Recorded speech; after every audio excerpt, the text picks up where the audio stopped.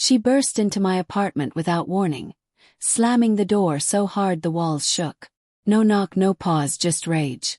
"You're destroying everything," she screamed, her voice breaking under the weight of her anger. But I didn't rise.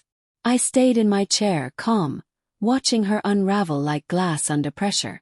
Because this fight wasn't about flowers or dresses or some overpriced party. This was about the truth they'd buried years ago, the night my family showed me exactly where I stood. And tonight it was finally my turn to show them. I still remember that night as if it's burned into my bones. I was 18, filled with hope, clutching acceptance letters like lifelines. I asked for help. Just enough to cover tuition. Not a gift, not charity. Just a chance.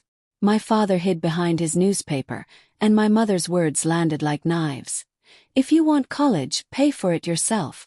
We won't waste money on something pointless." The silence afterward was deafening. My throat ached from holding back tears.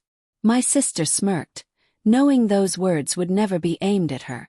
That night I swore, never again would I ask them for a cent. So I built my life with my own hands. Student loans, double shifts, sleepless nights bent over textbooks under fluorescent lights while they vacationed, laughing on beaches bought with money they hoarded from me. I survived. I graduated. I worked. And each scar I earned hardened into armor. Years later I stood with something they wanted: stability, success, money. That's when the phone rang. My mother's voice was sugar-coated, rehearsed. She never called without an agenda. "Your sister's wedding is coming. Big, beautiful, everything she deserves. We want you to contribute. $150,000 should cover your share." My share. Like I owed them.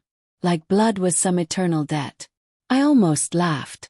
Instead, I reminded her of that night. I asked once for help. You told me no. Remember? Silence, then a brittle reply. "That was different. Convenient, isn't it?" I refused. My voice cut sharp, final. Then came the storm. Calls, texts dripping with guilt, then fury, then desperation. And finally my sister herself, standing in my apartment, her face red, hands trembling. "You're selfish. Cruel. You have the money. Do you want me humiliated in front of everyone?" Her words rattled the air. I stood slowly, deliberately. "You want me to pay for a wedding," I said, low and steady, "when no one paid for my future." Her eyes flickered, defensive. "That's not the same." My reply was ice. "It's exactly the same." She switched tactics. Tears, trembling lips. "Please. Just this once. You don't understand how much this means to me." Her begging struck me with déjà vu. The same plea I had made at 18. Only then, no was final. So I gave her the same answer they once gave me. Word for word. "If you want it, pay for it yourself." Her face crumbled. Silence thickened between us. She wasn't used to hearing no, especially from me. Rage flared. She lunged, knocking over a glass, shattering it across the floor. "You'll regret this," she shrieked. But I only felt clarity. The following week, whispers spread through the family like wildfire. My parents branded me ungrateful. Relatives painted me as the villain. But their poison couldn't touch me because beneath it all, they knew the truth. They were choking on their own lesson. The wedding limped on but stripped bare. Smaller, cheaper, debt-ridden. I didn't attend.